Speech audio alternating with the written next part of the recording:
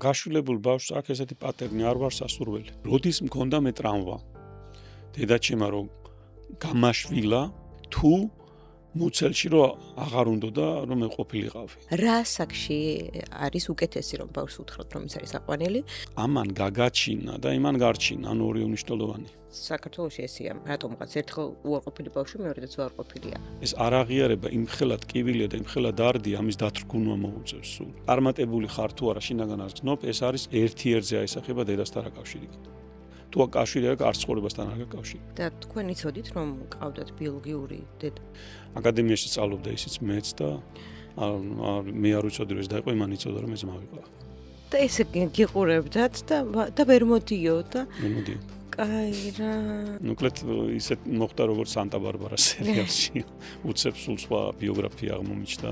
ანუ ჯერ საკუთარ თავს უნდა დავეხმაროთ და მე უნდა დავეხმაროთ სხვას. სახელები უნდა დავარქოთ, ყველაფერს რა არის.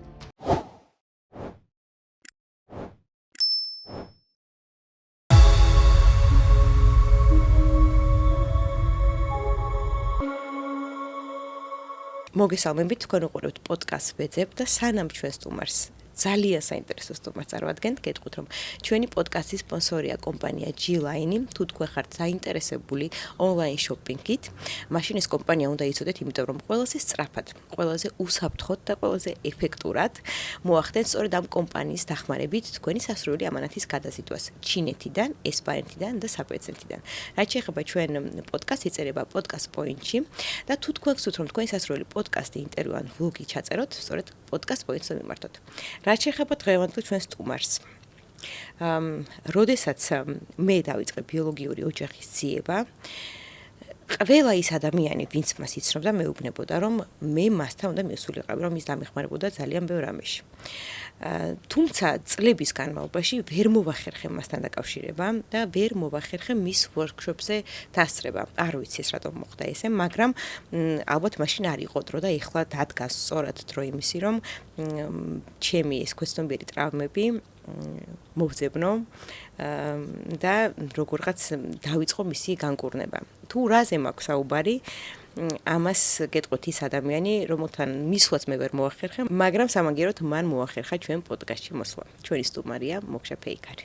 დღევანდელი ჩვენი პოდკასტის სტუმარია სისტემური განლაგებების სპეციალისტი მოგშა ფეიქარი. მოგესალმებით. ძალიან დიდი მადლობა სტუმრობისთვის. ვიცი თქვენი გადატვირთული გრაფიკი და განსაკუთრებით დიდი მადლობა რომ გამონახეთ ჩვენთვის დრო. დიდი მადლობა მოპატიჟებისთვის. როდესაც დავიწყებ სისტემურ განლაგებებზე გამოკითხვა, ყველა მწერდა საოცარ წერილებს, რომ აი მიყვებოდა თავის ისტორიებს და მიყვებოდნენ რა აღმოაჩინეს თავის ქვეცნობიერში, ბავშვობაში, რაც რეალურად არ იცოდნენ და რაც ამ სეანსის შედეგად, ვორქშოპის შედეგად იპოვეს. თუმცა სანამ სისტემურ განლაგებებზე დავიწყებ საუბარს, მინდა რომ თქვენი ისტორია მოგვიყვეთ, ჩვენ ესე გაირკვა რომ საერთო ბედს ვიზიარებთ, ასე ვთქვა და აი აქედან რომ დავიწყოთ რამდენად დაგეხმაროთ სისტემური განლაგებები თქვენ პირადი ისტორიის გარკვევაში, შემდგომ პრობლემის აღმოფხვრაში.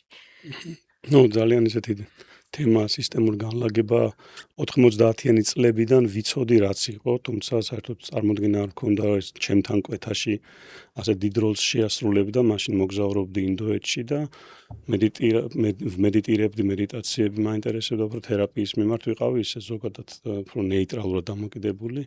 თუმცა მე 90-იან წლებში მე მოგვიანებით გერმანიაში მომიწია ცხოვრება, იქ მუშაობა, მოღვაწეობა და ერთ-ერთ სემინარზე მოვხდი, იმიტომ რომ ჩემ ახლო წრეში მეგობრებს აინტერესებდათ ასევე სისტემური განლაგებები, იქ თერაპიის კუთხით რაღაც ბევრი გადაკვეთები მქონდა ასეთ ადამიანებთან, ვინც თერაპიულ ჯგუფებს გადიოდნენ და მოვხდი ბერტ ჰელინგერის, პირადად ბერტ ჰელინგერის სისტემური განლაგების ასე თქვათ ვორქშოპზე, სადაც ძალიან დიდი შთაბეჭდილება მოახდინა მან ჩემზე, რაღაც მოვხდი თვითონ სცენაზეც, ანუ რაღაცა ჩემ ბიოგრაფიულ საკითხებთან მიმართებაში, მე კიდე მეორეთაც, მესამეთაც რამდენიმე შეხვედრა მქონდა, იმიტომ რომ მომეწონა ესეთ პერსპექტივები აღმოაჩინა, რომ ჩემთვის უცნაური იყო და ერთ-ერთი შეხვედრის დროს ასე თქვათ ბოლოს უკვე ვორქშოპი რო თავდებოდა, კითხვა დავსვი ბერთ ჰელინგერთან პირადად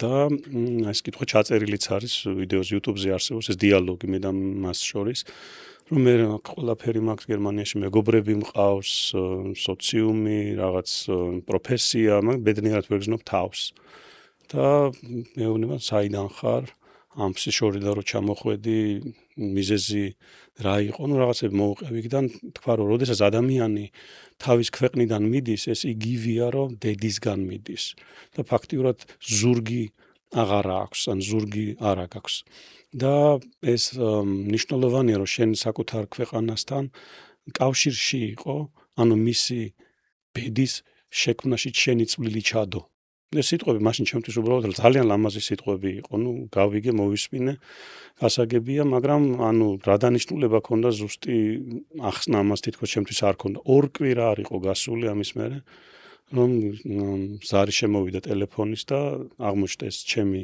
სიძე რომელიც მეუბნება რომ შენ ყავს და ასევე ბიოლოგიური დედაც ცოცხალია და თქვენ იცოდით რომ ყავდათ ბიოლოგიური დედა საერთოდ არ იცოდით მე ვიყავი მანამდე საერთოდ არაფერი არ ვიცოდი ანუ ეს იყო ჩემთვის იყო მხოლოდ მშობლები აღზრდელი მშობლები იყვნენ ჩემთვის რეალური მშობლები არ ვიცოდი რომ ისინი აღზრდელი მშობლები იყვნენ ნათქვამიც არ ქონდათ არასოდეს ინტერესი იყავით როდესაც ეს ზარი შემოგივიდა ზარი შემოვიდა მაშინ ვიყავ 36 დაახლოებით 35-36 წლის ასაკში ნუ ჩემთვის ძალიან შოკური იყო იმიტომ რომ არაფერი ამ მსმენე მე როგორც გავარკვიე სულ ყველა მიცოდა როგორც არის ხოლმე ისტორია უმეტესობამ უფრო სწორად და ბევრს არ ქონდა ეს ნათქვამი იმიტომ რომ არც იცოდნენ ეხლა მე რა ვიცოდი რა ეთქვათ რა არ ეთქვათ როგორც არის ხოლმე ხო ზოგადად არასდროს არავისგან არ გაგიგებთ არანაირი არავის არ წამოწდენია არც ეჭვიაში მპარვია ესე ჩვეულებრივად ვიზრდებოდი 19 წლამდე და მე სამწუხაროდ ჩემი მშობლები გარდაიცვალნენ და ალბათ ეგ იყო მიზეზი რომ მე ვერ გავიგე რომ მანამდე უნდა ეთქვათ ან სადღაც მერე ისეთი ასაკი იყო რომ მაგის თქმა ძალიან რთული არის აი გარდატეხის ასაკში რო გებულობ ადამიანი ძიმედ გადაიტან ან თავიდანვე თუ ბავშვი ესიც ის უფრო ნორმალურად გებულობს ან სადღაც მე ეგრეც მოხდა ჩემს ცხოვრებაში 36 წლის ასაკში ამან კი შემარყია მაგრამ ანუ ეს არ იყო ჩემთვის ფესვები გაგადგმული ადამიანი ხარ ხო ანუ ძლიერმა ქარმა დაუბერა მაგრამ ფესვებიდან აღარ მომგლიჯა ასე ვთქვათ ან მაგასაკში უკვე ეს ჩემთვის გასაგები და მისაღები იყო მაგრამ რომ ყოფილიყავი ალბათ 19 წლის ასაკში რომ გამეგო ან ცელბა 25 წლის ასაკშიც უფრო მტკივნეული და მძიმე იქნებოდა ამის მოსმენა გაგება ზოგადად ხო მოძიება როგორ მოხდა ბიოლოგიური ოჯახის დაკავშირება ხო და ამის შემდეგ მე დამაფიქრა იმ ფაქტმა რომ როგორც კი საქართველოს შევეხე გერმანიაში განლაგების თემით როგორც კი მინდოდა რომ რაღაცა მაკლია და რაღაცა კავშირის თემა გაჟღერდა ჰელინგერმა ითქვა რომ შენ წამოხვედი საქართველოსდან ბედნიერების ძიებაში და ამას ვერ გააკეთებ საქართველოს გარეშე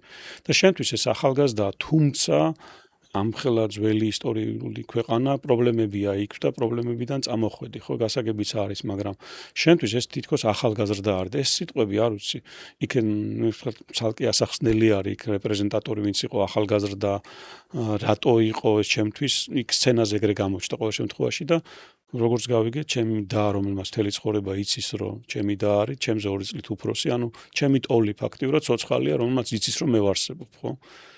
ანუ ეს კავშირი რომ საქართველოსთან მქონდა და ის რომ ახალგაზრდაა, ხო, აი მაგითი ახსენე მე ჩემ თავთან, რომ თურმე ვიღაც ადამიანი, რომელმაც მთელი ცხოვრება იცის და ეს ჩემი და არის. ხო, ანუ მაშინ არ იყო არც Facebook-ი, არც არაფერი და არ ქონდა ჩემ დასუფლება იმისი, რომ ჩემთან მოსულიყო. ანუ მოლაპარაკება იყო ესეთი რომ მე რო გამაშვილეს, ანუ ვინც ჩემი აღზრდელი დედა იყო, ნათქვამი მქონდა რომ ეს ხა ჩემი შვილია და აღარ გადავიკვეთოთ ჩვენ. თქვენ მადამ იცოდა თქვენ ვინც იყავით? ჩემ ადამ გაიგო ეს დედისგან, ანუ ჩვენი ბიოლოგიური დედისგან გაიგო გარდატეხის ასაკში. ის ძალიან მძიმედ იყო დაავადებული იმ პერიოდში, რაღაც ნაწლავების პრობლემა ჰქონდა და აქედან გამომდინარე დედამ უთხრა რომ შენ ძმა გყავს. და ამან თითქოს მდგომარეობიდან გამოიყვანა, ისე გაუხარდა რომ ძმა ყავდა, მაგრამ სამწუხაროდ არ ქონდა ეს გადაკვეთის. აკადემიაში სწავლობდა ისიც მეც და მე არ ვიცოდი რომ ეს დაიწყო, იმან იცოდა რომ მე ძმა ვიყავ. და ესე გიყურებდათ და ვერ მოდიო და ვერ მოდიო. კაი რა. ხო. და სულ ხო მქონდა ეს მომენტი, რომ დანაკლისის შეგრძნება, ხო? იგივე იყო მამასთანაც, ანუ ბიოლოგიურ მამასთანაც არ ქონდა ასე თქვათ მისვლის. თუმცა როგორც კი გავიგე რომ ეს დედა და არის და ბიოლოგიურ მამას მე გავარკვიოთ რომ ისრაელში ცხოვრობდა, თავი ცოლ-შვილი ყავდა იქ და ასე თქვათ ცოცხალი იყო, ეგრევე ძალიან მალევე ჩავიყვანე ჩემი და ან ბიოლოგიური და იქ და გავიცანით მამა. ანუ თქვენ დედაც და მამაც საერთო კი, საერთო არის და მას ყავს ანუ ნახევარდებს რო ვიძახინ ორი ნახევარი და ყავს ჩვენ, ანუ დები არის ისე ცოტა ისე ჟღერს ნახევარი და არის ხო? ნუ ოღონდ სხვა დედისგან რა.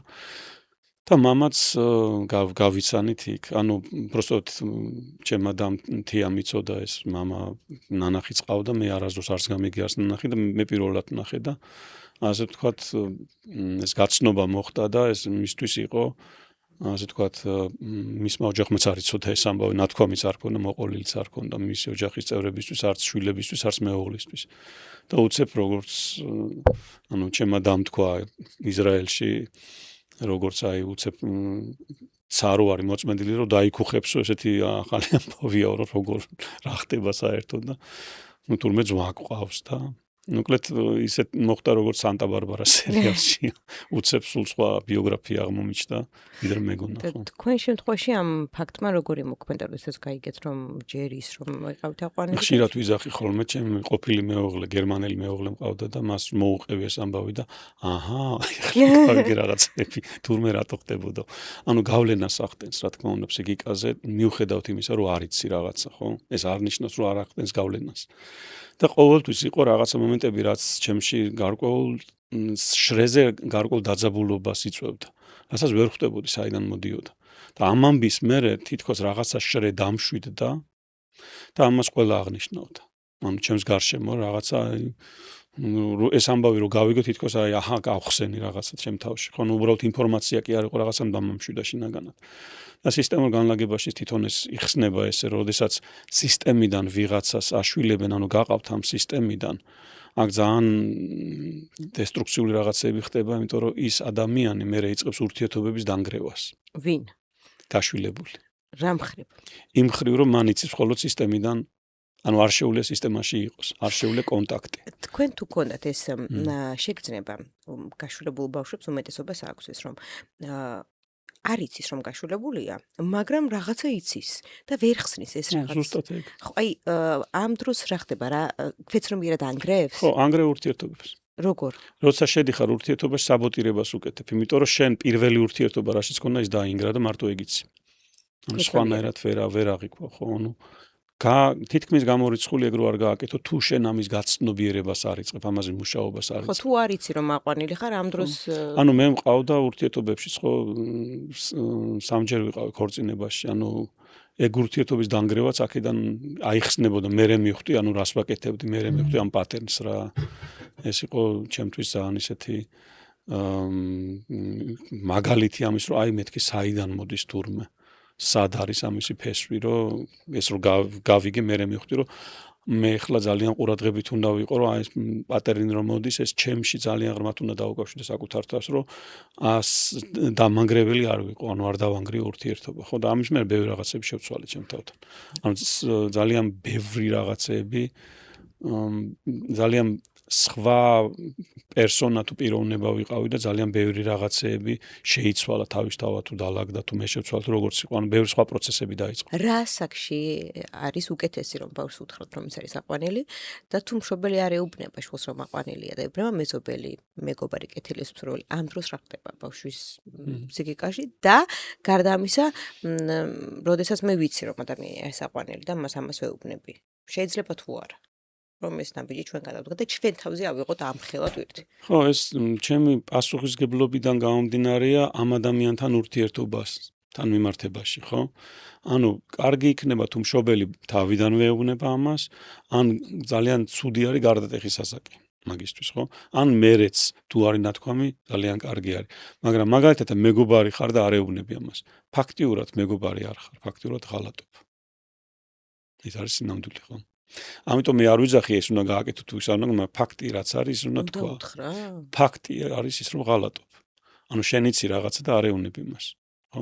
ანუ არ ხარ გულწრფელი. ურთიერთობაში.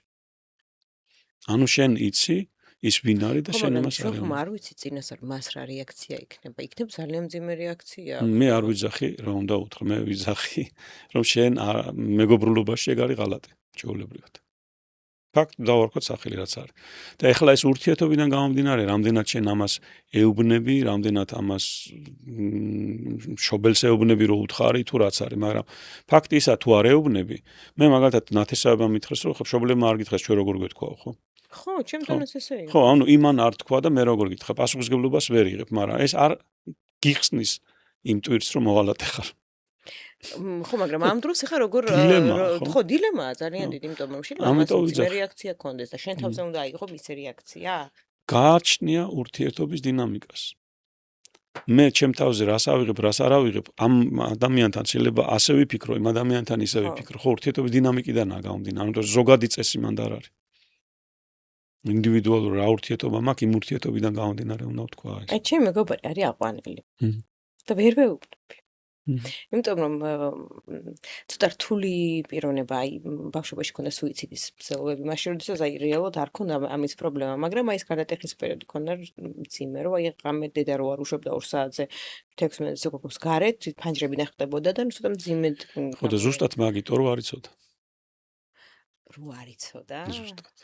არც დღეს არ იცი. ხო, და ეგ ენისულ ექნება, ამ არაცნობიერად რაღაცას უმალავენ, ხო რაღაც არის. და ეგეც იწვევს ამას. და შენს თანამონაწილე ხარ ამაში. ანუ კი არ გაბრალებ რაღაც, მაგრამ ხდები იმის გარშემო სიტუაციას შექმნილი, რომელიც ბაზისურ მოთხოვნილებას არ აწვდიან რა. და ეგ ნიშნავს აღიარებას, შენ აყვანილი ხარ, ნიშნავს აღიარებას.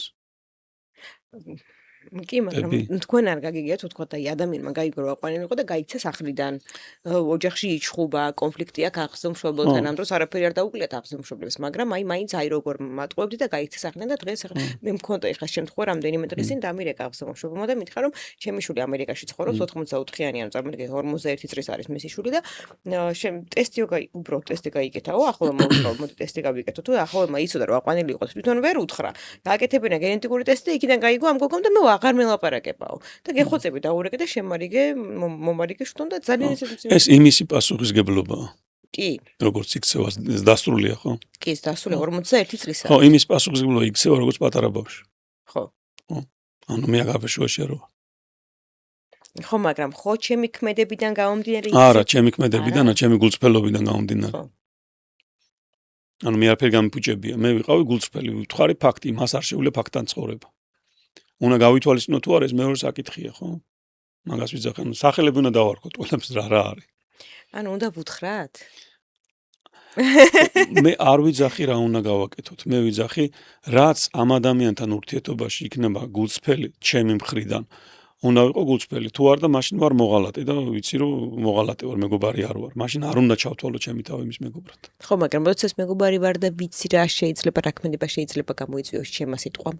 ჩემმა სიტყვამ რა ქმედება შეიძლება გამოიწვიოს. ეს ზუსტად ეს დამოკიდებულება აქვს მშობლებთანაც შვილებს. არა გულწრფელები არიან. და ურთიერთობა როდის არის ურთიერთობა, როცა არის გულწრფელობა და სიმამაცე. მანამდე ურთიერთობა არის, მანამდე არის პოლიტიკა. ეს არ არის ურთიერთობა. ურთიერთობა სჭირდება გულწრფელობა და სიმამაცე. ხო, თუმცა ვიცი რამდენიმე გაშურებული ბავშვი, რომელიც არის დაკარგული.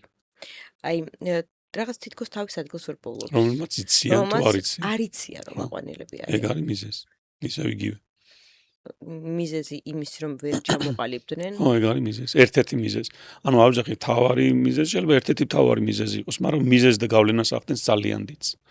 ანუ მე ერთი რაღაცა მკითხე ჩემს თერაპევტს, სადაც ამ სისტემურ განლაგებას ვსწავლობდი, მე რომ დავიწყე ამის სწავლება.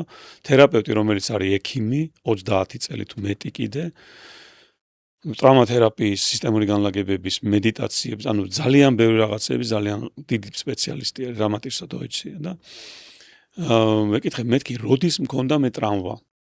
დედაჩემა რომ გამაშვილა იმ მომენტში, თუ მუცელში რომ აღარ უნდოდა რომ მე ყოფილიყავი. ანუ მუცლის მოშლა უნდოდა და იქ მე აღარ უნდოდი უკვე. და თან ან მე გავჭდი და გამაშველდა. სად არის მან დავიწყე ქექვა. სად არის ჩემში ტრამვა.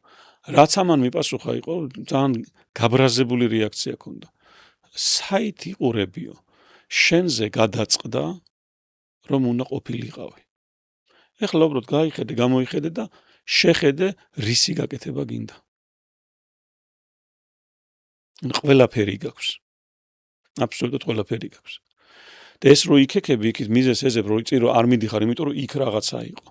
ანუ ჩვენ გონია რომ პრობლემებში რო ვიქექებით ეს რაღაცას მოგცემს. თუ გავიგე, ხო, გასაგებია ეს რაღაცა არის, ორიენტაციისთვის გავმადგება მარტო, რომ ოკეი, ეს პატერნი მაქვს, ეს პატერნი, მაგრამ ამას მეტი დატვირთვა არ უნდა მივცეთ. თორე ხვდებით ექსპერტები პრობლემის.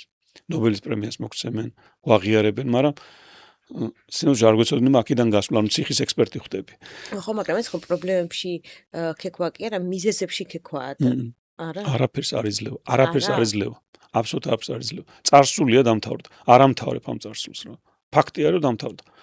და ფაქტია რომ შენ ხარ აქ დღეს ჯანებზე და ყველაფერს შეგიძლია გააკეთე.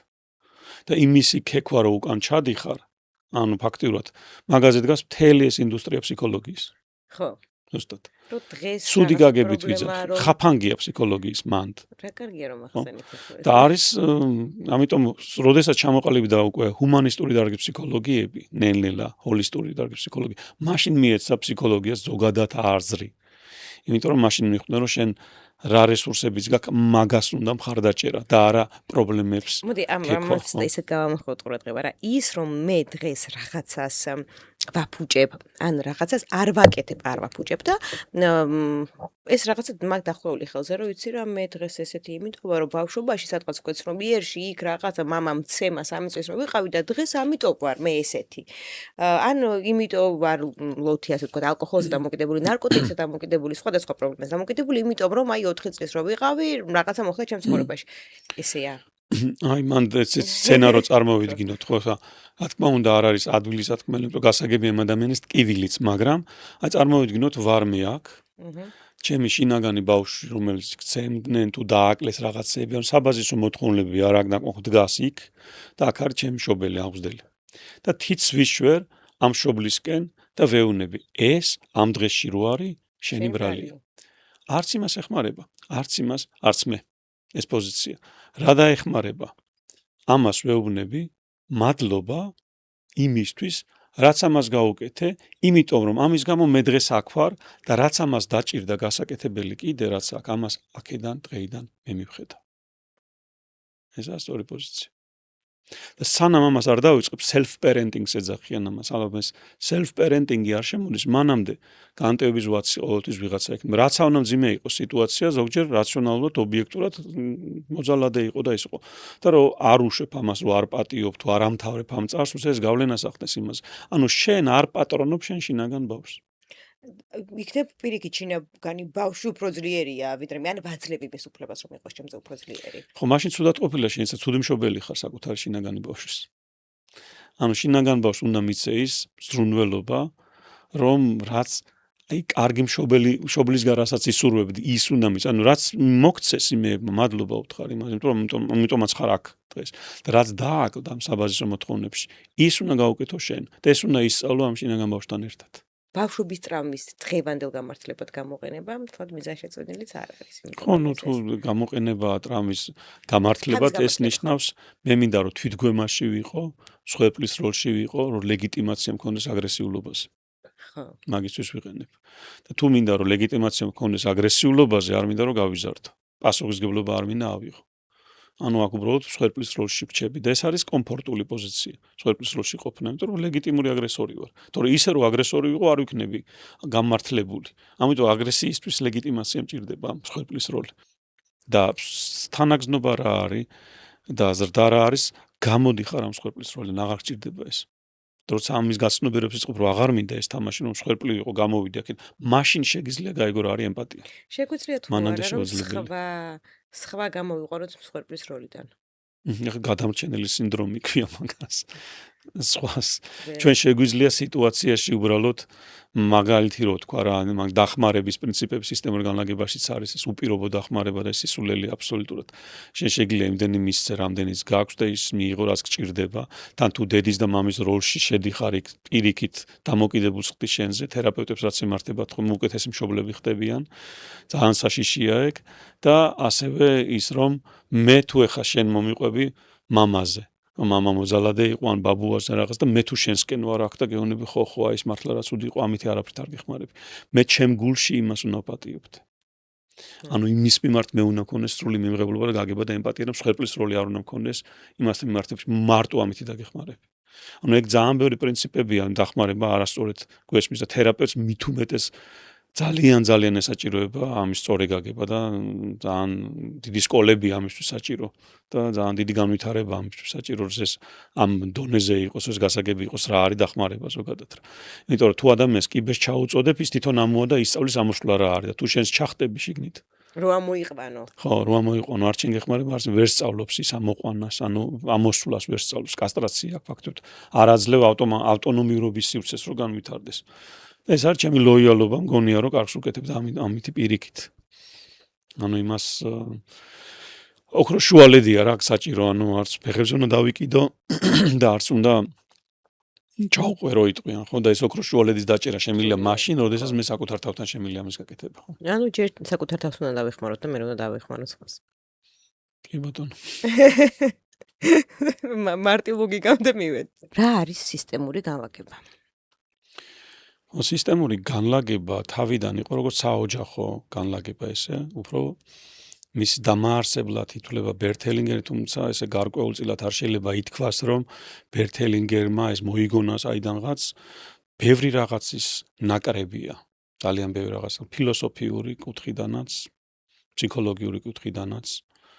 და ეს 90-იან წლებში ბერთ ჰელინგერმა ასე თქვათ შემოიტანა, თუმცა მისი მასწავლებლები იყვნენ ქალები. ერთ-ერთი ვირჯინია სატი, რომელიც ფსიქოდრამა ჰქონდა ესეთი მეთოდოლოგია, როგორც ჯაკობ მორენოს და იყო კიდე სხვა ქალები, რომლებიც მაგაზე მინდა რომ პოსტი გამოვაქვეყნო, იმიტომ რომ ეს თემა არ არის ცნობილი, ჰელინგერს ის უკან ამ სისტემური განლაგების უკან ქალები დგანან. და ძალიან დიდი გავლენა იქონიეს ამ მეთოდოლოგიის ჩამოყალიბებაზე. რა უბრალოდ ჰელინგერმა შეკრა. და შეკრა, ასე თქვათ, არა მარტო თანამედროვე ფსიქოლოგიის ფსიქოდრამის მეშვეობით, არამედ ზულუსტომთან, სადაც ის მოღვაწეობდა სამხრეთ აფრიკაში, მათ ჰქონდათ ეს მეთოდოლოგია თავისით განვითარებული. და თანამედროვე ფსიქოდრამასთან ძალიან ახლო იყო. ოღონდ ეს ზულუსტომის მეთოდოლოგია იყო ძალიან ძველი და ჰელინგერი მაშინ იყო კათოლიკე მღვდელი და 16 წელი მოღვაწეობდა რეგიონში, სადაც მათ ქრისტიანული ინფრასტრუქტურები ანუ მისიონერული ის ჰქონდათ რა დავალებები, ინფრასტრუქტურები, სკოლები ააშენეს და რაღაც იქაურობას, ასე ვთქვათ, ეკონომიურად და ყველანაირად ხელს უწყობდნენ, ხარდაჭერას უკეთებდნენ და შეისწავლა მათი კულტურა. და ამის მერე დაანება კათოლიციზმს თავი. ცოლი მოიყვანა და თერაპიები დაიწყო, ყველაფერი გაიარა, რაც მაშინ იყო, იანოვის პრაიმალი, NLP და ასე შემდეგ ბევრი რაღაცეები, რომ ეს ჩვენთვის გადმოეთარგმნა.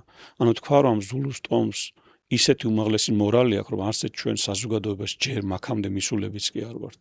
ანუ არც ქრისტიანობა არა, მაქამდე მისული იმ გაგებით, როგორც ცხოვრობთ, თორე თვითონ ქრისტიანობა რასაც იძახის მაღალი ცნებები და გაგები, მაგრამ ესე რომ ცხოვრობდნენ ადამიანები, მათ არ ჭირდებათ არც არანაირი რელიგია. იმდენად მაგალითს ვიტყვი ხარ ვახსნა, რასაც ვამბობ, აი მაგალითად ხდება რაღაცა მკვლელობა და ერთ-ერთმა ადამიანმა მოკლა ოჯახის წევრი. ვიღაცის.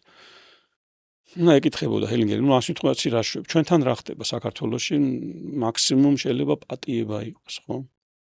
აპატია ან სისხლის აღება ხდებოდა ხოლმე. ხო თუ არა და მაქსიმუმ პატიება. ერთ-ერთი ფილმი მაქვს ნანახი არტე არის ეგეთი გადაცემა ფრანგულ-გერმანული და მანდ იყო სვანეთი გადაღებული, სადაც სვანეთში ბიძა შემოაკვდა თუ მოკლა და ანუ მანდ იყო ესეთი თემა, რომ უნდა გაგრძელებულიყო ოჯახების მერე ტრადიციულად ეს სისხლის აღება. რამოდენიმე 1000 ადამიანი მესტიიდან ამ მთელი სვანეთიდან ჩავიდა იმ სოფელში და თქვეს, რომ იმისულმა ამას აპატია და ეს რომ აღარ გაგრძელებულიყო. ანუ რამოდენიმე 1000 ადამიანის პრეზენცი ჭირდებოდა, ჩარევა ჭირდებოდა, რომ ეს გაჩერებულიყო, რომ უკვე ყველამ ეს გავაკეთეთ. ხო, ეს ამ ადამიანებს არ დაეზარათ იქ ჩასვლა, ხო, ამ ხელა მხარდაჭერა იყო.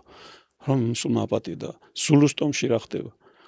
კვლელს იყვანენ და შვილის ნაცვლად ზდიან. რატო? იმიტომ რომ სადაც დარღვეული არის, იქ უნდა გამთლიანდეს. ანუ ეს ეხმარება ყველას. ანუ ისინი არ უყურებენ პირადიდან, ისინი უყურებენ მთლიანიდან. ამ თლიანში არის რაღაცა დარღვეული. და ჩვენ იურისდიქციაში მაგას ვერ გავაკეთებთ. ჩვენ იურისდიქცია აშენებულია რაზე? საზოგადოების შურისძიებას. ანუ ვიღაცა არის კრიმინალი, ის უნდა დაისაჯოს. ანუ თუ საზოგადოების შურისძიებაზე არ არის აგებული, მაშინ სახელმწიფო სტრუქტურები არ იარსებს. ანუ არავინ არ დაუჯერებს სახელმწიფოს.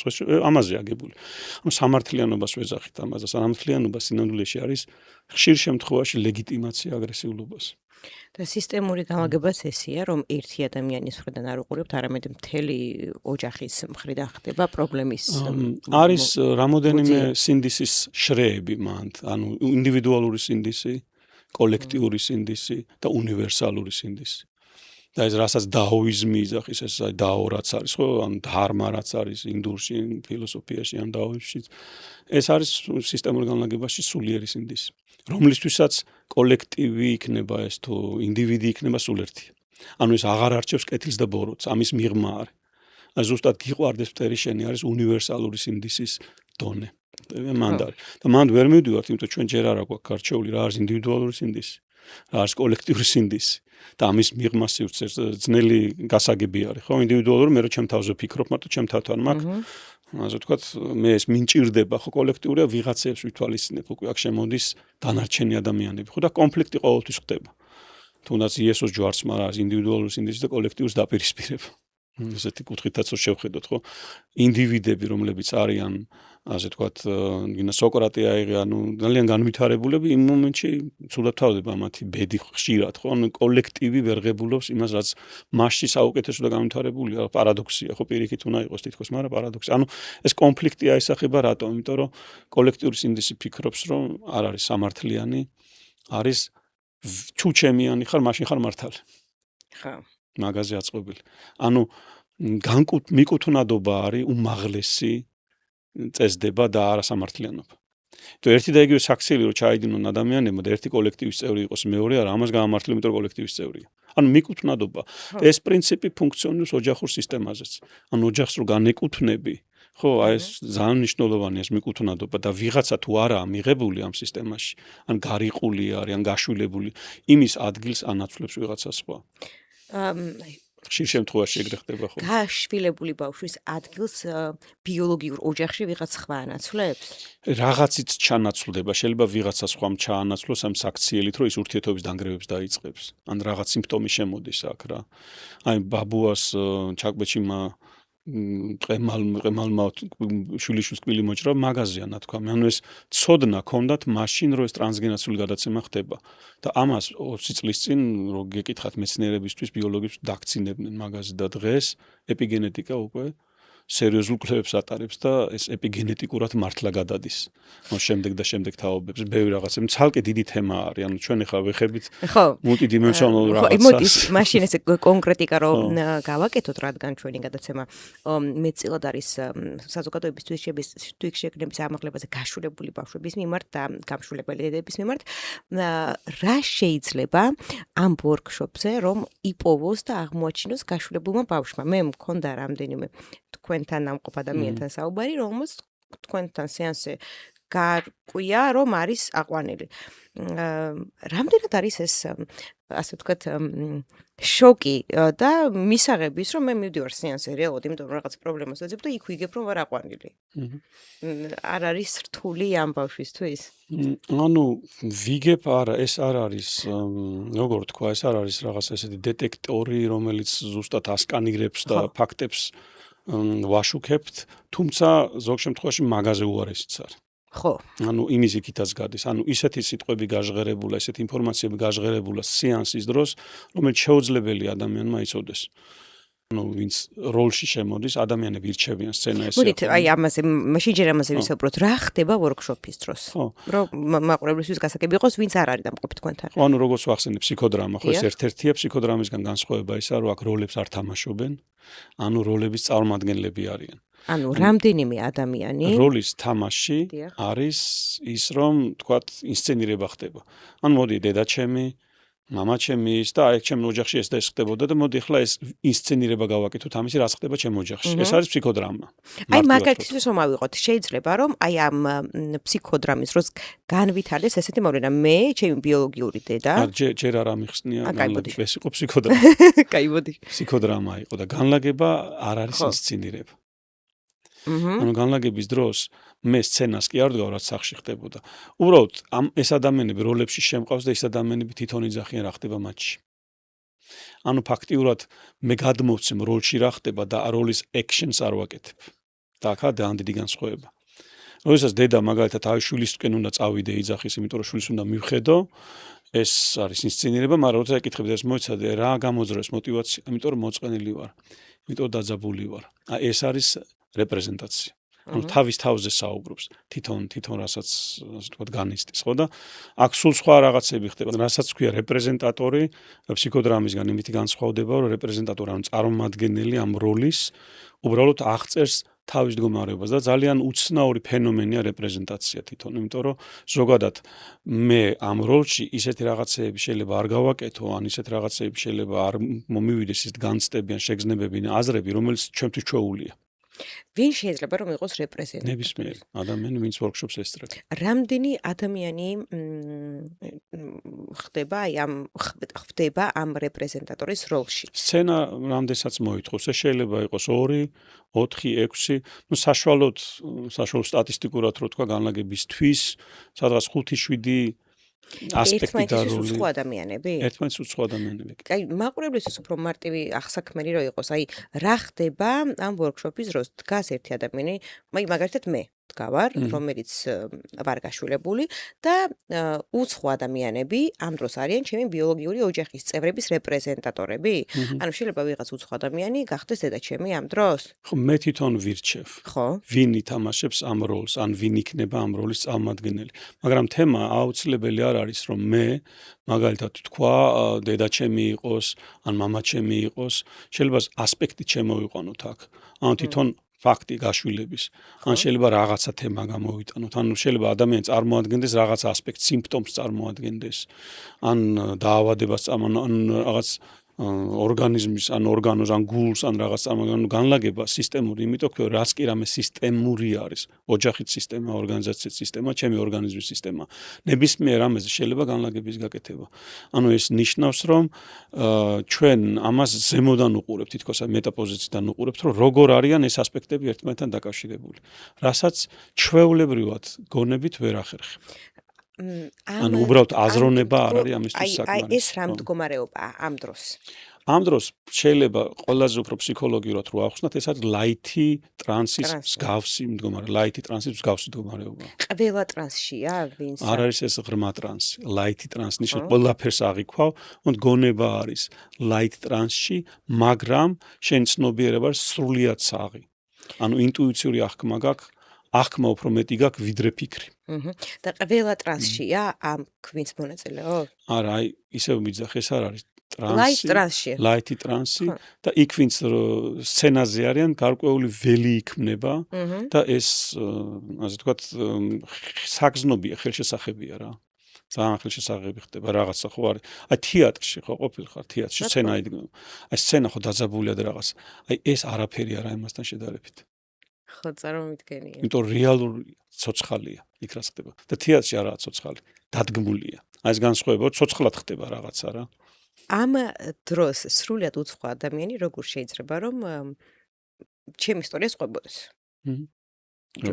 აი ეს ველი კი იქნება ერთმანეთში, მაგრამ აი ეს ადამიანები როგორ შემოდიან ამ ველში? რა ხდება? პროცესი როგორია? პროცესი თვითონ როგორც არის, უბრალოდ ესეთი თემა არის, რომ ჩვენ გონია, რომ ძალიან მე სხვანაირი ვარ, ან ის სხვანაირია, ძალიან განსხვავდებით ერთმანეთისგან, ხო? ანუ ჩემშიც არის ყველა ის ნაწილი, აი კონსტრუქტივიზმიდან რო ახსნათ, ეს მიმდინარეობს ფენომენოლოგია და კონსტრუქტივიზმი და აი კონსტრუქტივიზმიდან რო ახსნათ, ჩემთვის არის ყველა ის ასპექტი, ბოროტი, კეთილი, რა ვიცი, ასეთი თუ ისეთი, ყველანაირი ასპექტი და პატერნია, როგორც თქვათ შენში, ყველა ადამიანში ესეთი სტრუქტურები და ესეთ. მე თუ ამ როლში შევდივარ, აქტიურდება ჩემშიც ის ასპექტი. რაღაცნაირად ესეც იხსნება, ხო? ჩემში რაღაც ბაბუა ვიყავი, სიტყვაზე რაღაცა ისეთი რა, ან მოძალადე, ან პირიქით რაღაცნაირი, ხო? ან ჩემში ის აქტიურდება, იმ მომენტში როლში შევდივარ. მაგრამ ეს ჩემი ინტერპრეტაცია არა, იმიტომ რომ ჩემთვის არაა დამახასიათებელი ეს. ეს ერთი მხრივ ესე იხსნება, მეორე მხრივ იხსნება ისე, როგორც ამას მორფოგენეტიკას ეძახენ, რომ გარკვეული მეხსიერების ველი შემოდის აქ. ანუ ის მეხსიერება, რომელიც ჩემშია, შემოდის აქ აი ამ სცენაზე და თითქოს მეხსიერება ანტენები აქვს ყველას და მეხსიერებიდან ღებულობენ ინფორმაციას. აი მაგალითს ვიტყვი, ვორქშოპზე იყო ერთ-ერთი სცენა, სადაც იძახის ერთ-ერთი რეპრეზენტატორი მეორეს ეუბნება, რომ მე ვარ ახლა, ანუ ბებიის როლში იყო, გადავიკიდეთ ამ ბებიოს სიტყვაზე ვისა. ბებიის როლში ის ბაბუის და იძახის, რომ მე და ბებიამ, ანუ დედამთილი იყო თუ რაღაცა, მოკლედ ნათესაური კავშირები იყო, იძახიან, რომ ბაბუის აი ამის შესახებ რაღაც საიდუმლო ვიცით მე და ამან. რეპრეზენტატორი იძახს უბრალოდ. და გავუკითხეთ ახლა კლიენტს, ვის არის, რომ შენ იცი ეს რასაც ესენი ამბობენ, ახლა შენ ოჯახში იცის დედაშენმა და შენი მეუღლის დედამ ერთმანეთთან რამე საიდუმლო ხო არ აქვს, ისეთ შენ ხო არის, არა აზრზე არ წამოდგენ ოჯახის წევრთან დაკავშირებით, თუ რა იქ იზახდნენ. არაფერი, ასე ვთქვათ, წავიდა სახში იკითხა და დედამისმა დაუდასტურა. მე და შენი კვრის, ანუ დედამთილმა რა, დედამ ოჯახის საიდუმლო დავმალეთ ერთ-ერთი წევრის კვლელობა. მარტო ჩვენ ვიცოდით. ანუ ზუსტად იგივე გააჟღერეს რეპრეზენტატორებმა. ანუ ეს არ არის მარტო ის, რომ ჩემშიც იგივეა, რაც შენში, არამედ ამაზე მეტია მართლა რაც მოხდა ისტორია, ის ჟღერდება აქ.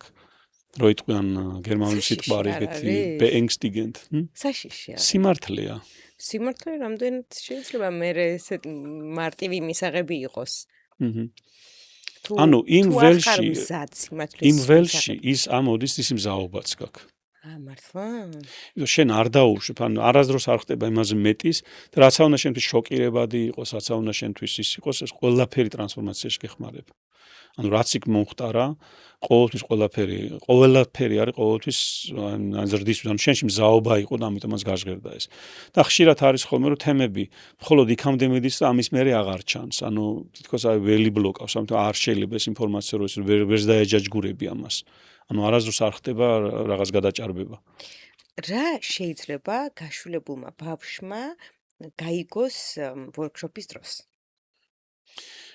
გაშულებულმა ბავშვმა თუ იცის რომ გაშულებულია? ხო. აი აინტერესებს რა მოხდა სინამდვილეში. რა ვიცი, მას რა შეიძლება გაიგოს ეს ძალიან ისეთი კითხვა არის, რომ თვითონ რა უნდა დედასთან კავშირი, სად დგას თვითონ? აღზრდილ მშობლებთან რამდენად აქვს ამის მიღებულობა, თუნდაც იმ ფაქტის, რომ გაშულებულ, ანუ სად არის თვითონ, ხო? და თვითონ ჭირდება პრაქტიკულად რაღაცნაირად პოზიციონირება, ხო, სად არის აღზრდილი მშობლები, როგორ არიან, ასე ვთქვათ, დამოკიდებული როგორ არიან ბიოლოგიურ მშობლებთან, ძალიან ბევრი დინამიკა, ძალიან ბევრი ურთიერთობა. ამიტომ ძალიან ზოგადია, რომ თქვა ეხლა იმას რა მოუტანს, ან ამას რა მოუტანს. ინდივიდუალურია, გააჩნია რა სიტუაცია, ამ სიტუაციიდან გამომდინარე, ამას თუ აქვს მაგალითად მიუღებლობა ამ მშობლების, ხო, ეს ყოველთვის გაყვება. და რთულია. მიუღებლობა, მშობელს თუ აქვს მიუღებლობა? ბიოლოგიური გაშვილებული ბიოლოგიური შვილის. ხო, ეს მშობლის თემაა. ხო. მშობლის თემაც არის აქ, ხო? ანუ აქ მშობლის თემაცაა და მნიშვნელოვანი ის არის, რომ იმ სისტემის ნაწილი ხარ და ეს ძალიან დიდ გავლენას ახდენს. ან ბიოლოგიური დედაც და ბიოლოგიური მამაც ორივე შენში თავიდან ბოლომდე მთელი შენი გენეტიკა მაგათგან შედგება და ენერგეტიკაც და ყველაფერი, ხო? და ამის არ მიღება ნიშნავს შენი ნაწილის არ მიღებას. ეს ძალიან დიდ გავლენას ახდენს. რა გავლენას ახდენს? რა გავლენას? ცხოვრებაში რომ წარმატებულად იგზნო თავი. თუნდაც, ანუ მარტო ფინანსურად კი არა, ზოგადად წარმატებულად. თუ დედასთან გაწყვეტილი გაქვს მოძრაობა, ცხოვრებასაც ზუსტად ასე უყურებ ერთ-ერთში. დედასთან გაწყვეტილი მოძრაობა არის ერთ-ერთში ცხოვრებას როგორც უყურებ. ან ცხოვრების სახე, ანუ წარმატებული ხარ თუ არა შინაგან არ გზნობ, ეს არის ერთ-ერთზე აისახება დედასთან რა კავშირი გაქვს. თუ კავშირი აქვს, არც ცხოვრებასთან არ გაქვს კავშირი. უბრალოდ ხარ არსებობს ეს საკითხი. იმიტომ რომ ჩვენ მაინც უფრო მეტად გაშულებული ბავშვები გვიყურებენ და ბიოლოგიური მშობლები და ამ ყო მშობლებიც. რანაირად ხედავს ცხოვრებას გაშულებული ბავშვი, რომელსაც ბიოლოგიურ დედასთან გაწყვეტილი აქვს კავშირი? როგორ ხედავს? ანუ მშობელს ამ შემთხვევაში არ აქვს უფლება ვიძახი იურიდიულად კი არ ვიძახი, ისე ვიძახი უფლება იმ გაგებით, რომ აი მოითხოვოს ისევ ეს შვილი ხა მე ხო გავაშვილი ხა უკან მინდა, ხო არა? თავისთავად. შვილს არჩევანი აქვს თვითონ და ძალიან კარგი იქნება შვილისთვის თუ აქვს კონტაქტი. უმეტესობას თუ არ შესაძლებელი. თუ აქვს კონტაქტი, კარგი იქნება და თვითონ გადაწყვიტოს, რომ ამასთანაც კონტაქტი კონდეს და თავის აღზრდილ შობილთანაც. ანუ ეს ძალიან ჯანსაღი იქნება. თუ არის შესაძლებელი ძალიან ჯანსაღი. ჯანსაღი რაც არის იმას, ეს არ ნიშნავს, რომ შენ ბიოლოგიური ხარ, ხა შენთან უნდა გადმოვიდეს საცხოვრებლად, ხო ეს არაფერს არ მოუტანს, იმიტომ რომ აღზრდელობის ფუნქცია სხვა მაიღო თავის თავზე, ხო? ანუ იმან ფუნქციას დედობაზე უარი თქვა, მაგრამ ამან გაგაჩინა და იმან გარჩინა, ანუ ორი უნიშნელოვანი. ნიჟინე არ იარსებებდი იმის გარეშე.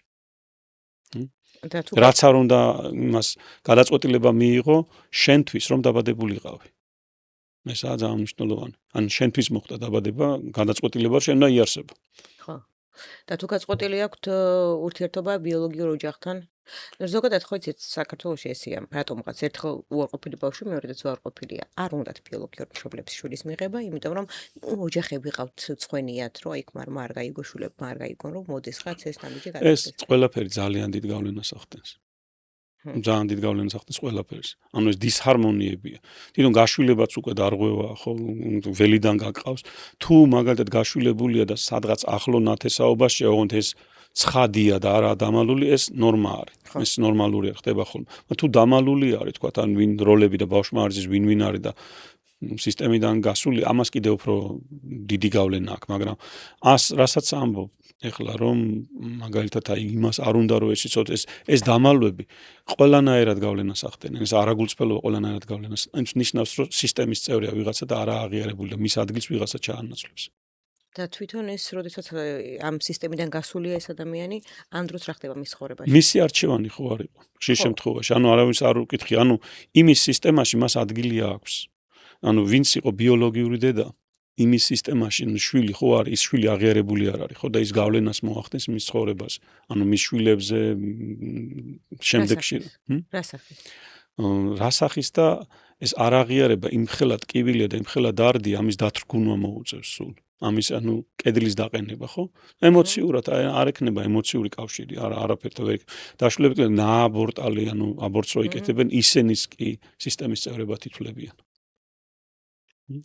ანუ ის სისტემის წევრია და ხშირად ქონია ხოლმე ერთ-ერთი кейსი იყო მაგალითად რამოდენიმე დაავადება ქონდა ბავშვს და ზუსტად ამდენივე ნააბორტალი შვილი ყავდა დედას.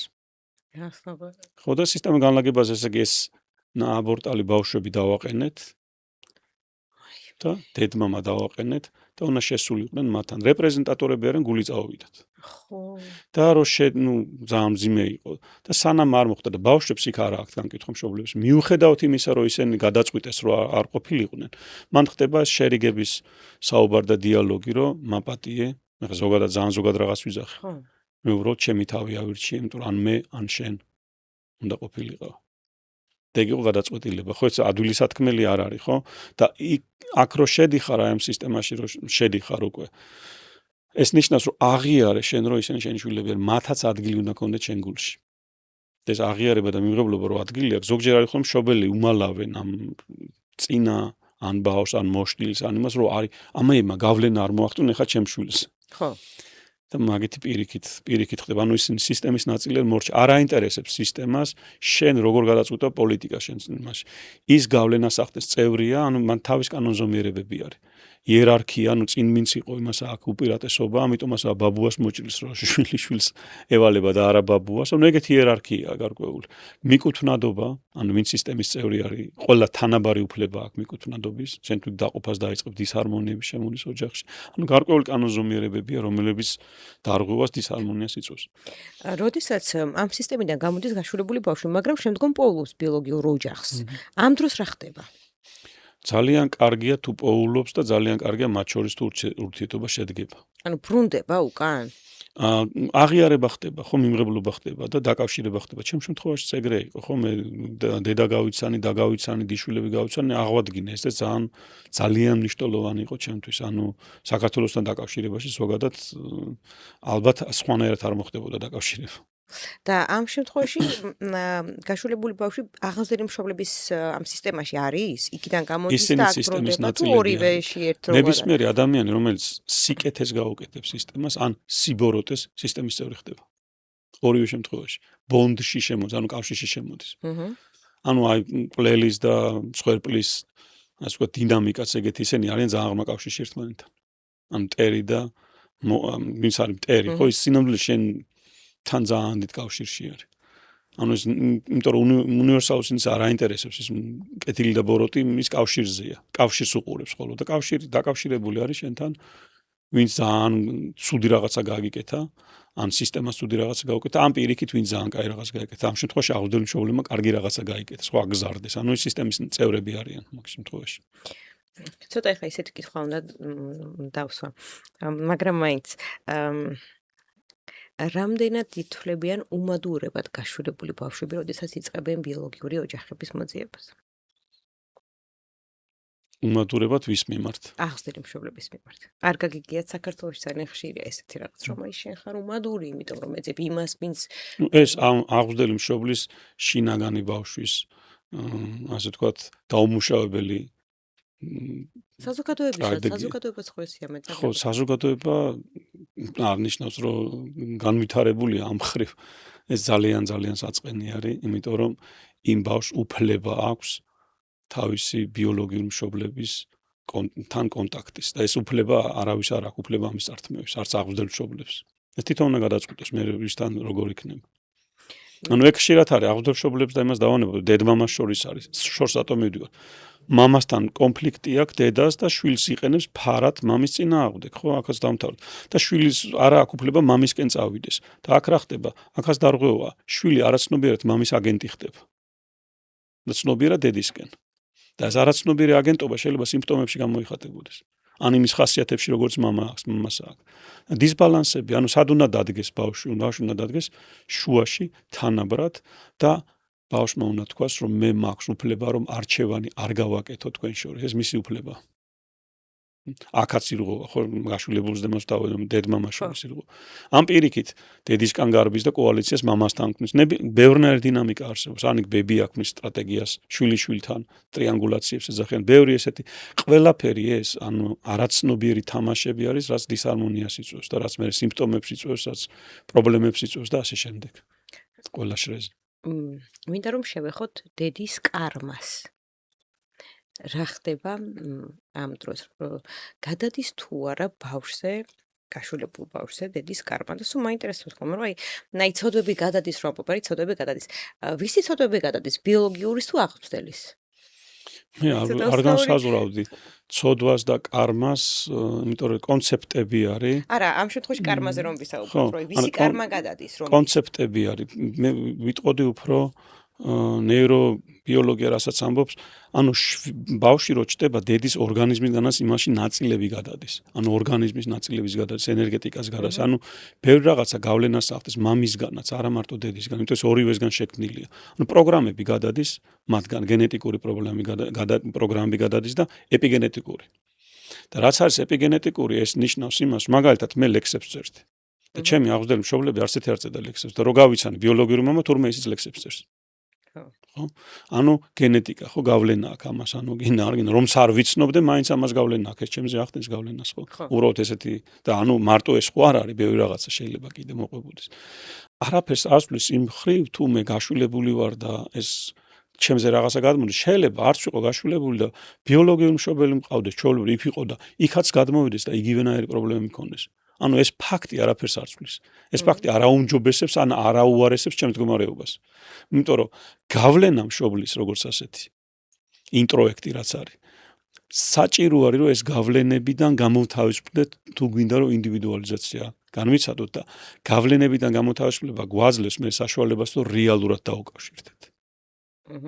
ან ჩვენ არ ვართ რეალურად დაკავშირებული. ეს ეპიგენეტიკას რასაც ვამბობ, ეს არის უბრალოდ პროგრამები, არაცნობიერი პროგრამები.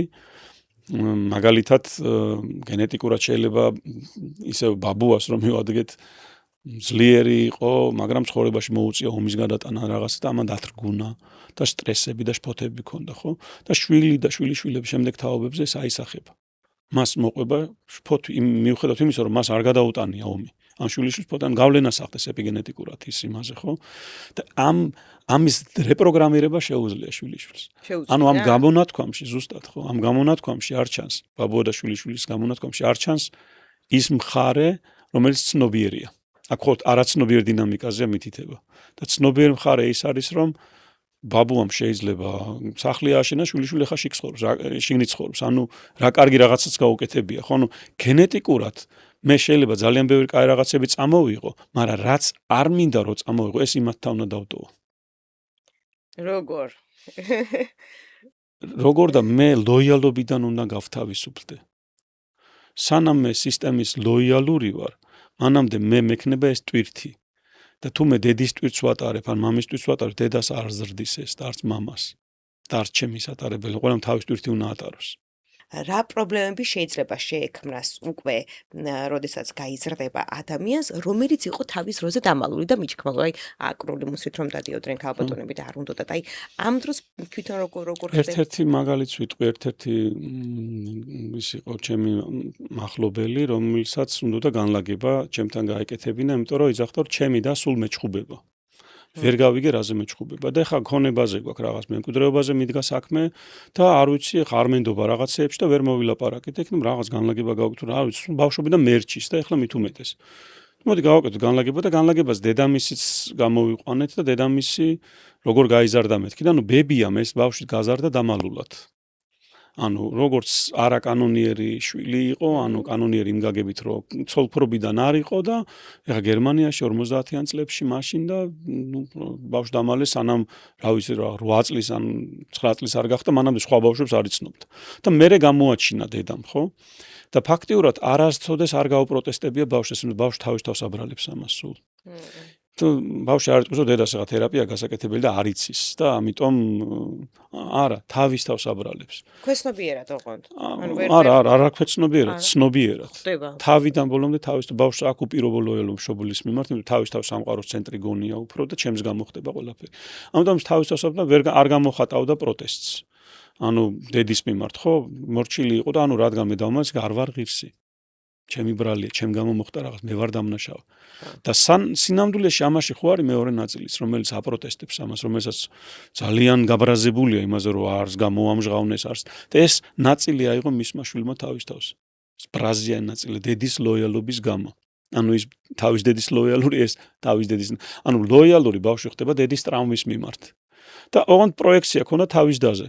დასაჩხუბო რაშუაში იყო და მაგრამ ეს გამოხატვა ამის პროტესტის გამოხატვა ის იყო რაც ბავშვი ძალიან კარგად გზნობს დედას რა უნდა ყნოსავს იმას დედამ რაცა უნდა დამალოს მაინც იმის მიმართ აქვს ლოიალობა და ესაა ზუსტად რომ იმის ტრაუმის მიმართ ქონდა ლოიალობა და ეს რომ დაინახა ამან ეხლა გავიგეო მივხვდიო თურმე რატომ მეჭყობა ჩემი და ანუ დედა ჩემის ლოიალობა აქვს ის რომ არ გამოხატავდა რომ ამან დაიწყო ეხლა გამოხატვა რაღაცების და მე ამის შემდეგ ამას გაუჩნდა მიმღებლობა და კეთილგანწყობა დის მიმართ და ორ კვირაში მირაკავს საერთოდ აღარ გვაქვს პრობლემა, არ და საერთოდ არ ამიხსნიო. ანუ შეიცვალა შიდა სურათი ამის. ერთმაც რომ დაინახოს მთელ სისტემაში რა ხდება რეალურ ცხოვრებაში. ყველაზე გავლენას ახდენს. ჩვენ რა თქმა უნდა არ გვაქვს კონტროლი მაგაზე რომ რაღაცებს შეცვლის თუ არ შეცვლის, მაგრამ ძალიან ხშირად არის ხოლმე რეალურ ცხოვრებაში ძალიან დიდი გავლენები, ძალიან დიდი ცვლილებები ხდება ამის მერე. ანუ ფაქტიურად ამის მერე დაულაგდა სიტუაცია, ანუ დასთან აღარ ქონდა არანაირი კონფლიქტი, იმიტომ რომ როდესაც ადამიანის მიმართ კეთილგანწყობილი ხარ რომს გაგინებდეს არ გაბრაზდები. და როდესაც არ ხარ კეთილგანწყობილი, ხო როგორც არ უნდა კარგ რაღაცას კვირდებოდეს, აი შენთვისაც რომ ბენეფიტური იყოს, მაინც შეიძლება არ გააკეთო, ხო? ამის კეთილგანწყობა არის გადამწყვეტი. და აქ იმან თუ დაინახა რომ მე ამის მიმართ არ მაქვს ანუ ანტაგონისტური დამოკიდებულება, კეთილგანწყობილი ვარ, ხო, უკვე იმაში წყნარდება რაღაც. ანუ ამათში აღარ იყო საბაბი იმის რომ გაგზელებული იყო ეს.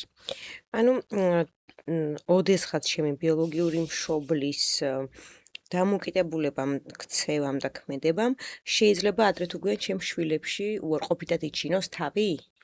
ბიოლოგიური როდესაც გაშვილებული ვარ მე და აქვს მიუღებლობა ჩემი პრობლემა აქვს აპროტესტებს ანუ აი დამალა თავის დროზე მთელი ცხოვრება, მთელი ბავშვობა მქონდა ის მომენტი, რომ აი რაღაცა მეგონა რომ ადამიანს უყვარებოდი, იმიტომ რომ რაღაცას უკეთებდი მას და არა იმიტომ რომ უბრალოდ მე ის ვარ, ვინც ვარ და მას უპირობოდ უნდა უყვარდე. არა, მთელი ბავშვობა, მთელი ცხოვრებაც მეგონა რომ აი ამ ადამიანის ღირსი არ ვარ და უნდა ვუყვარდე იმიტომ რომ რაღაცას უკეთებ მას. რაღაცას მის ახლობლებს. აი ეს ან გაშულებულ ბავშვს აქვს ესეთი პატერნი, არ ვარ სასურველი. ხო. ყველას? ყველაზე ფუნდამენტალური პატერნი ეგ არის. ან ყველას აქვს აბსოლუტურად. მაგ თემაა დასამუშავება, არ ვარ სასურველი. და ამიტომ ყოველთვის გინდა რომ აღაღიარო, არ გაღიარო სისტემიდან მოგლიჯეს, ხო? და ეს არის ფაქტიურად რასაც ვიძახი, რაც არის დასამუშავებელი, შინაგან ბავშვთან არის დასამუშავებელი აქ თემა. ანუ შინაგან იმ პატარას, რომელსაც ეს დაჯერება აქვს, რომ გადარჩენილი იყო არ ვარ სასურველი, ამიტომ სასურველი უნდა გავხდე, რომ გადავრჩე, ხო? ან სასურველი უნდა გავხდე, უნდა მოაცილო. დააწყნარო, რომ ხარ სასურველი, ეს იქ რომ მოხდა, ის მაშინ დღეს აღარ ხდება. ის სიტუაცია. ან შინაგანი ბავშვი ჩემთან ერთად ცხოვრობს, უნდა რომ სხვებისგან აღიარება მიიღოს, ანუ ნიშნავს, რომ წარსული სურათი ცხოვრობს ჩემთან ერთად ამხელა პატერნით. და ის არის ჩემი დიქტატორი, განსაზღვროს ჩემს ბედს.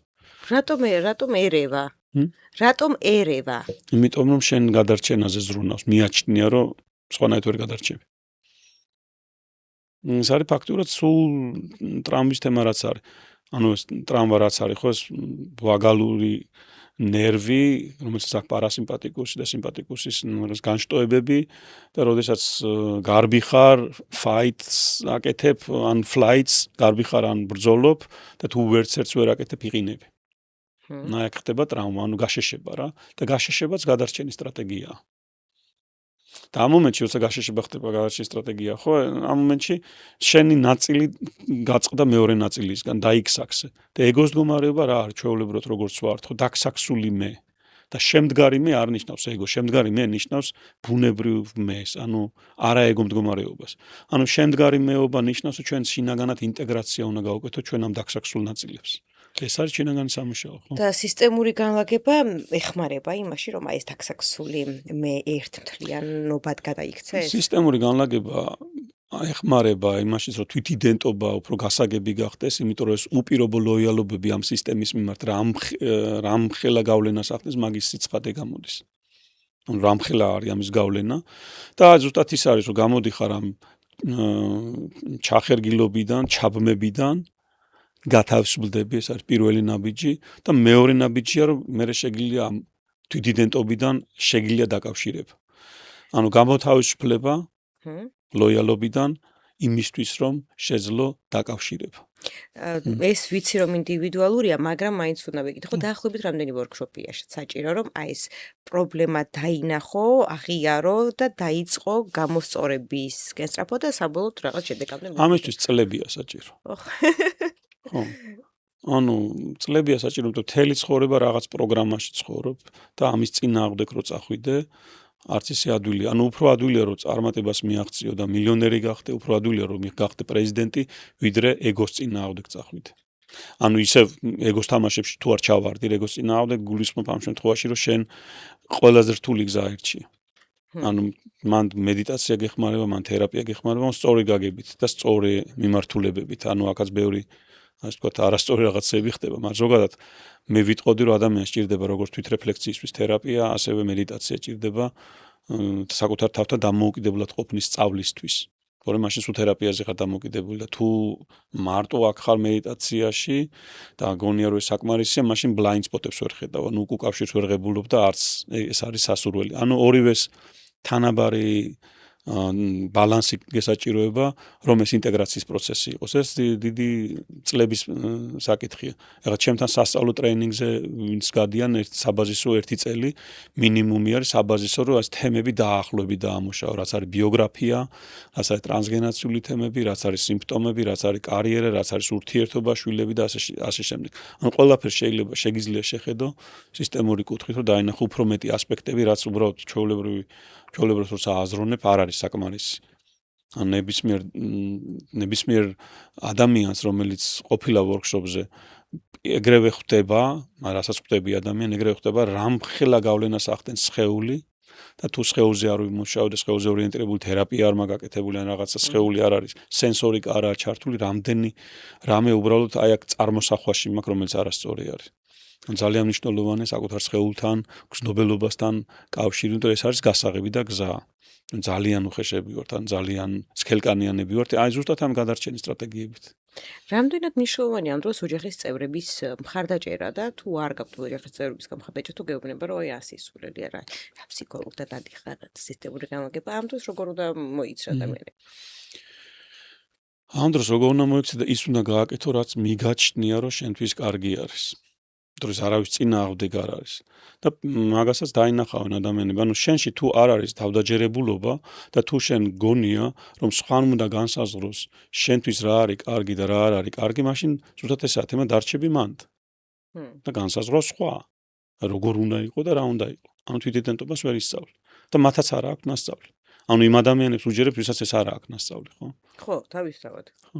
ანუ აქ აფერი არ იცვლება. და თუ გინდა რაღაცა შეიცვალოს, ანუ საკუთარ თავს როცა კურნავს, სისტემა მაშინ იკურნება. და გავრცელებული ესეთი ტერმინი სისტემური განლაგებაზე და ზოგადად რომ აი წინაპრების ხაზი უნდა განკურნო ან რაღაც აბსოლუტური სისულელი.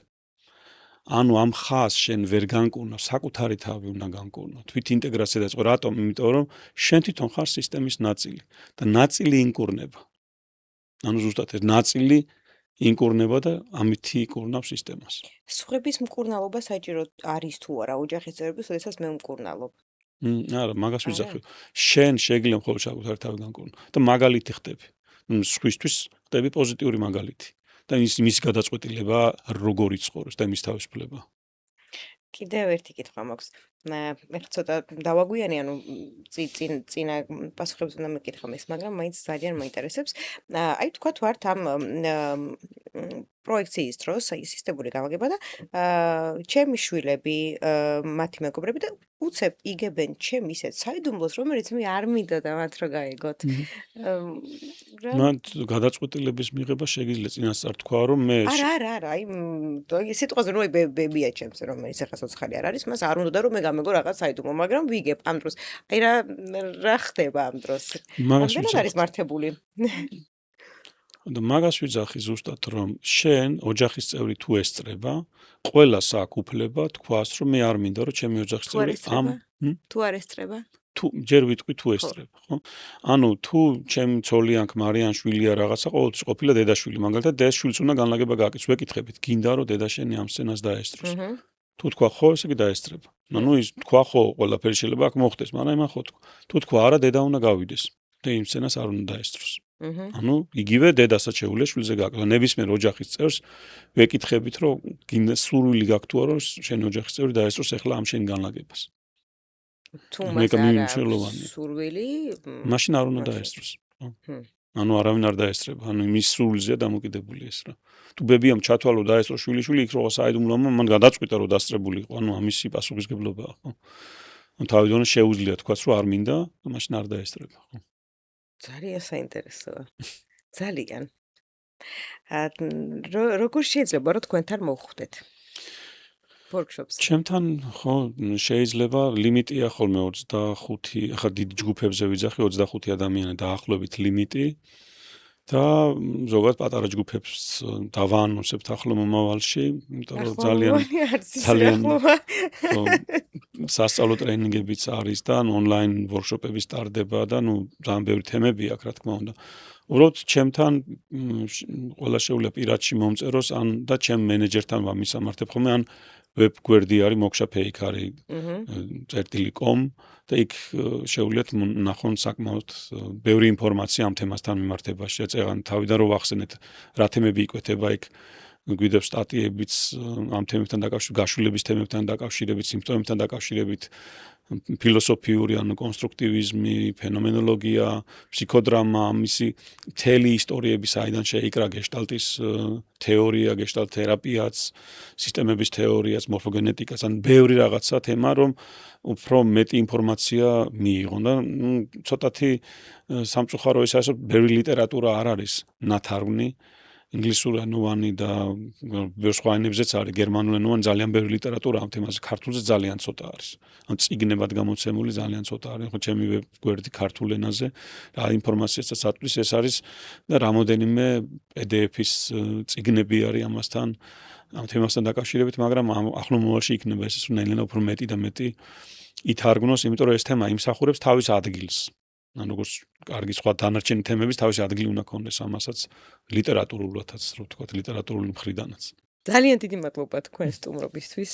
დილამდე ვისაუბრებდი თქვენთან ერთად იმდენად საინტერესო, მაგრამ სამწუხაროდ დრო აღარ გვაქვს და შევხვდებით პირადად ჩვენ აპრილში. თქვენ კი რამდენიმე დღის შეხვდებით ისევ. დიდი მადლობა თქვენ ყურადღებისთვის, თქვენ დიდი მადლობა სტუმრობისთვის. ძალიან დიდი მადლობა მოწვევისთვის და სასიამოვნო პოდკასტისთვის.